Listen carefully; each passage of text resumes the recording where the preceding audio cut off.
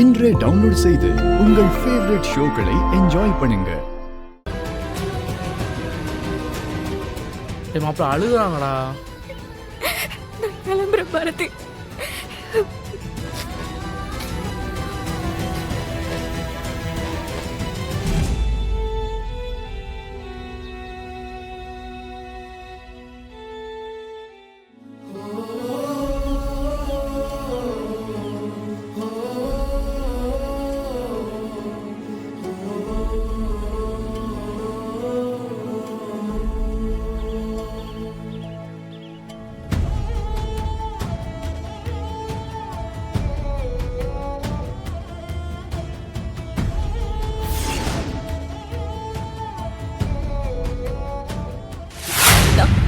பாரதியை கொடுத்துட்டேன்ப்பா.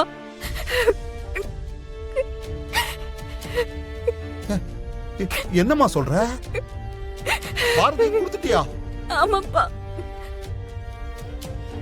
மண்டபத்துல இருந்து போன் பண்ணி எல்லா பணத்தையும் இன்னைக்கே கட்ட சொன்னாங்க. இல்லைன்னா மண்டபத்தை வேற ஆளுக்கு கொடுத்துருவேன்னு சொன்னாங்கப்பா. அதான் பாரதி வித்துட்டேன்ப்பா. என்னம்மா சொல்ற? வண்டியை வித்துட்டியா? என்னம்மா சொல்ற? அப்பா எனக்கு வேற வழி தெரியலப்பா.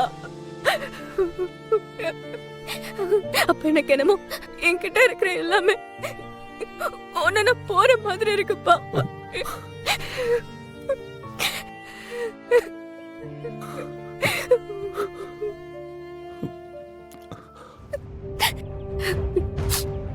இந்துமா, நீ அது ஆசை ஆசையா வாங்கின வண்டி ஆச்சேம்மா. அதுதான் நம்ம குடும்பத்துக்கே சோறு போட்டுச்சு. அதை ஏமா வித்த? என்னப்பா பண்றது? சீட்டு பணமும் நாளைக்கு தான் தருவேன்னு சொல்லிட்டாங்க. இதை விட்டு எனக்கு வேற வழி தெரியலப்பா. ஏம்மா, இந்த குடும்பத்துக்காக நீ எவ்வளவுதாம்மா தாங்குவ? உனக்குன்னு நீ எதையாவது பண்ணிக்கிறியா? எப்பவுமே குடும்பத்தை பத்தி தான் யோசிக்கிற. உனக்குன்னு நீ வாங்கினது அந்த வண்டி மட்டும்தாம்மா. அதையும் வித்துட்டியம்மா. பாரதி உன் வண்டி மட்டும் இல்லம்மா, அது உன் பாதி உசுருமா. இப்படி வண்டியை வித்துட்டு வந்து அழுதுட்டு நிக்கிறியம்மா, என்னம்மா?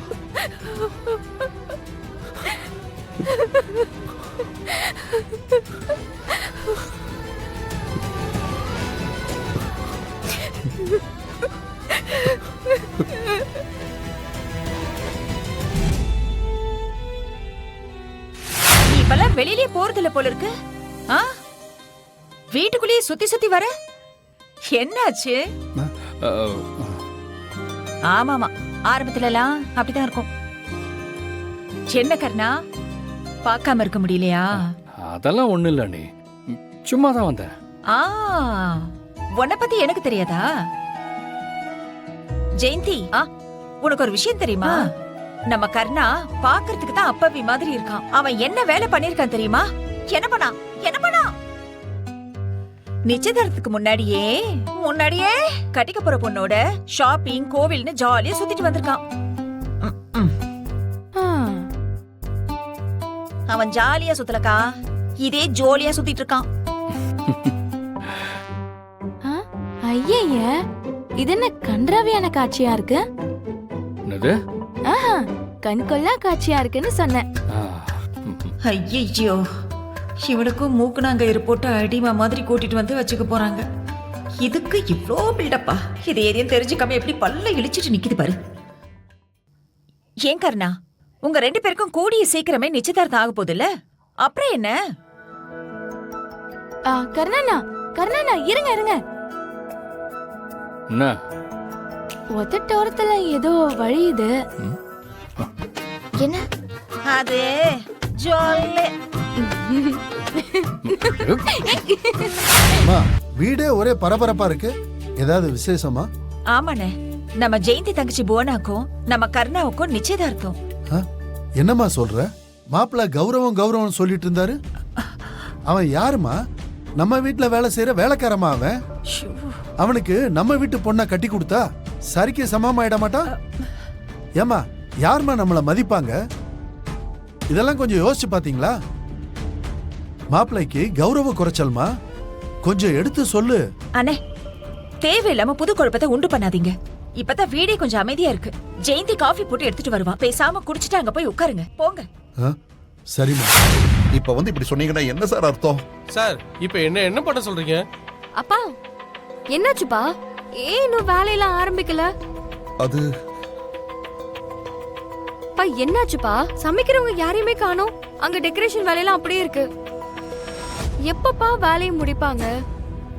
இன்னும் பணம் வரலன்னு சொல்றாங்கம்மா. பணம் வந்தா தான் வேலையை ஆரம்பிப்போம்னு சொல்றாங்கம்மா. நானும் எவ்வளவோ சொல்லி பார்த்துட்டேன். எங்களுக்கு வேற ஆர்டர் இருக்கு, அதையாவது போய் பார்க்கறோம்னு சொல்றாங்க. பணம் வரலையா? காலையில நான் தான் அனுப்புனேன். இல்ல வரலமா. ஷோ. அண்ணே, நான் பணம் தந்துறேனே. நீங்க வேலையை ஆரம்பிச்சிருங்க. இல்லம்மா, என்னால முடியாது. அண்ணே, நான் உங்களுக்கு காலையிலே பணத்தை அனுப்பிட்டேன். பாருங்க, அது ப்ராசஸிங்ல இருக்குனே. அந்த பணம் திருப்பி எனக்கு வந்துரும். வந்ததுமே நான் உங்களுக்கு கொடுத்துறேன். நீங்க வேலையை முடிச்சு கொடுங்கண்ணே. மா, நீ சொல்றது எனக்கு புரியுதுமா. நான் சரி, என் கூட வேலை செய்யறவங்களுக்கு காசு கொடுக்கணும் இல்லம்மா. பணம் இல்லாம எந்த வேலையும் பண்ண முடியாதுமா.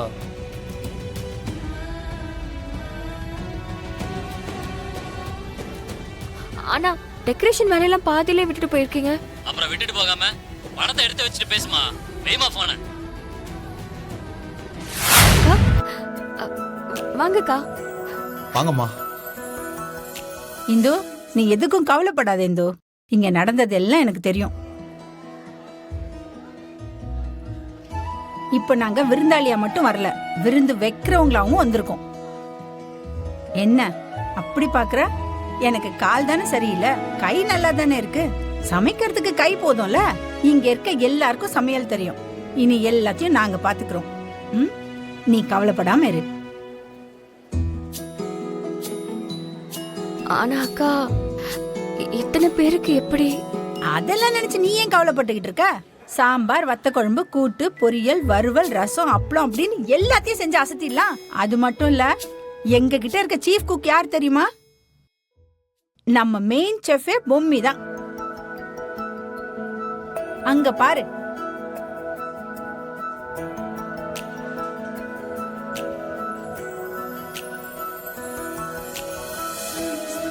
பொம்மி,